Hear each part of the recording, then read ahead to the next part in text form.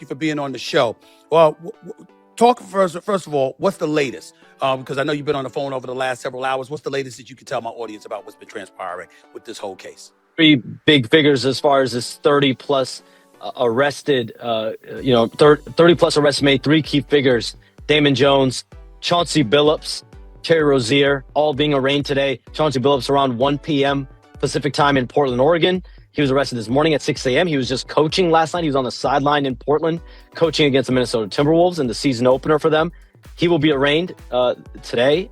Terry Rozier will be arraigned today at around 2:30 p.m. in Orlando. That's where he was sitting on the bench. He was available to play last night as an available player for the Miami Heat in Orlando in their season opening loss there. He was also arrested at 6 a.m. And then Damon Jones will also be arraigned today. So that is taking place right now. The NBA has also put out a statement that they're working with authorities. They're cooperating, that Rozier and Billups have been placed on immediate leave from their teams. So both will be away from their teams, not official suspensions, but they're both going to be away, immediate leave. And Tiago Splitter, I just reported this, will be named essentially the interim head coach of the Portland Trail Blazers.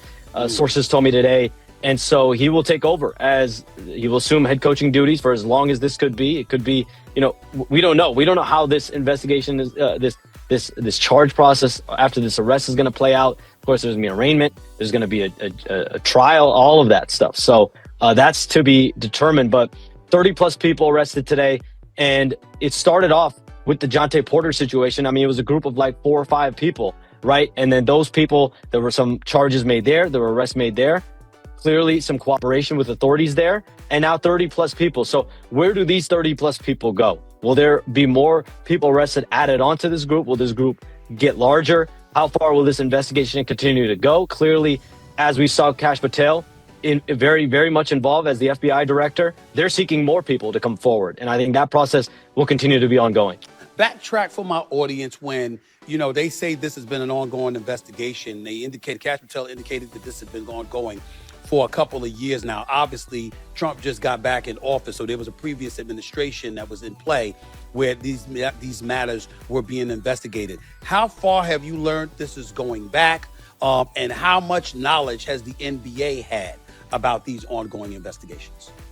It at least goes back to, of course, Jontay Porter, and as well Terry Rozier. I mean, the situation at hand with him was involving a 2023 game. And so the NBA went through its own investigation.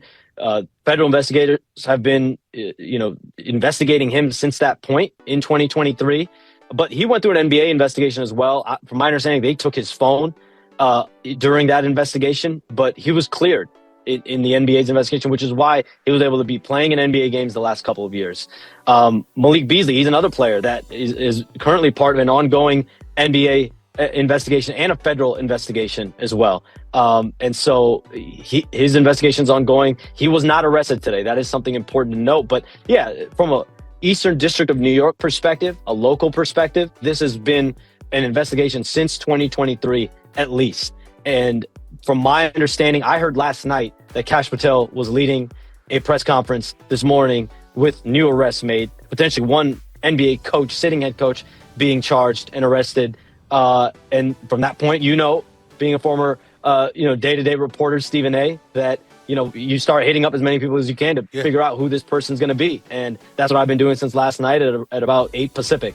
And, the fact that Kash Patel led a press conference lets you know where the FBI is at with this, the level of severity that they're treating this with, the level, the status that they're giving this investigation.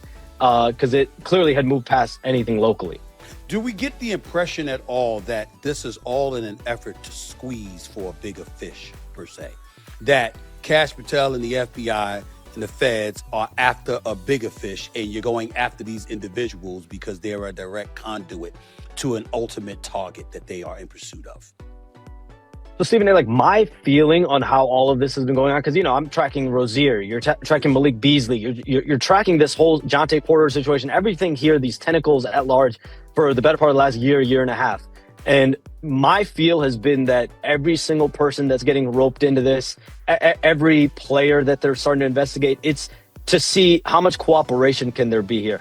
Who else is involved here? It's information gathering. It's trying to figure out what's the bigger piece to this. And I think what Jay Will said on First Take today was an interesting and an important note, right? Like in the grand scheme of this, the mafia groups, the mob groups that we haven't named yet here in this, that are very much a part of running, especially the illegal poker, fixing and rigging poker games, that's being run and operated by the mafia and the mobs that the FBI has now said that they have essentially gotten to the bottom of across 11 states, 30 plus defendants here.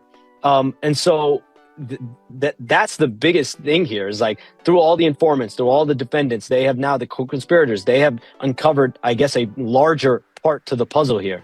And so what other names are they going to be able to find? Like out of these 30 plus defendants or how many ever this grows to in the next 24, 48 hours, who does this lead them to? That's what the process has been the last 2 years. Is the fear, because we all know anytime we think about gambling and the scandal associated with sports, we think about Tim Donaghy, the former official in the NBA who was exposed for his transgressions, all right, and, manipulating, potential outcomes and things of that nature. Is that the fear here, that this may have regressed to that, where you're not just talking about guys playing poker, gambling, but ultimately taking themselves out of games, point spreading, etc.? Is that the kind of fear that we're talking about here potentially with this case? It's hard to say exactly what this could amount to, right? Like when the Jonte Porter thing happened, it was believed to be an isolated case, and that's how everyone associated with the NBA probably hoped. That's how everyone around the league had hoped. Whether you're a team, you're a player, you're an executive, you're a coach, you hope it's, you want the game to have a level of integrity. We saw that in the statement from Adam Silver. The NBPA put out a statement as well. You want integrity to be a big part of the game. And so I don't think, of course, you fear the worst in these situations, but I don't think anyone really knows. The NBA last night, to my knowledge, didn't know that this was coming. These arrests were coming today. This was federal, information. This was something the FBI was leading. And so but again, this is unprecedented. And a sitting NBA head coach, a Hall of Fame player, Chauncey Billups, being arrested as part of a larger mafia illegal rigging of poker games, and then an active NBA player who's made hundreds of millions of dollars, has signed multiple massive deals, currently in the final year of like a 4-year, I believe, $97 million deal, $26 million on the books this year, Terry Rozier being arrested. Like that has never happened in the NBA. Jonte Porter was a 2-way contract, and it was believed he was an isolated, situation. Well, now there's at least a couple new tentacles as far as this entire probe that Kash Patel, the FBI, are all like this. This wasn't a separate press conference they made for just sports betting and for the illegal poker situation. This was a thing at large. And one more thing, Stephen, to point out, Chauncey Billups was charged with multiple counts of wire frauds, up to 20 years for each of those counts. But there was also a crossover in the indictment where he allegedly told a co-conspirator that Portland was going to begin tanking their games before it was out there that certain players were going to start sitting. What? And then that co-conspirator and that bettor went out and multiple bets were made, tens of hundreds of thousands of dollars. So repeat that for our audience. Chauncey Billups reportedly said what? Allegedly, with this indictment, Chauncey Billups told one of the co-conspirators, one of the bettors here involved in this, that Portland was going to begin tanking. This probably last year, the year before. Obviously, Portland has been in that state the last couple of years. Don't have the exact year; it's in the indictment. Right. But that they were going to begin. I can find it if you don't worry about it. It's okay. We'll find it real quick. We'll find it. Go ahead. Here, I'll read it off.